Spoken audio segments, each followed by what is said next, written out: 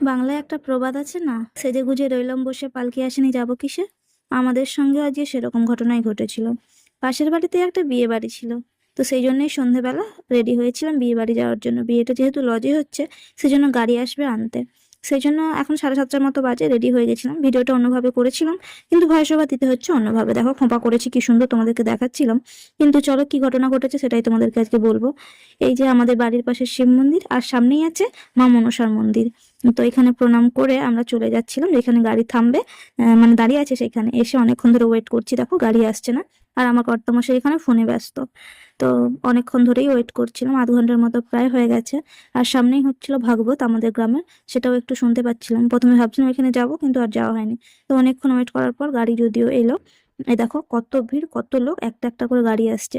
তো প্রথমে কর্তামশাই আমাকে এই যে সামনে বসার জন্য সিট করে দিচ্ছিল, কিন্তু একজন ভদ্রমহিলা এখানে আগেই ঢুকে গেছে। তারপরে আর সিট হচ্ছিল না। তো আমাকে সিট করাতে গিয়ে কর্তামশাইয়েরও আর সিট হয়নি। যেহেতু এখানে 9টা বেজে গেছিল, আর কর্তামশাইয়ের ডিউটিও ছিল আজকে, নাইট ডিউটি। সেই জন্য আমরা রেগে মেগে বাড়ি ফিরে এলাম। বিয়ে বাড়ি যাওয়া বলে আনন্দে খুব সাজুগুজু করেছিলাম, এসে খুলে ফেলতে একটু মন খারাপ লাগছে।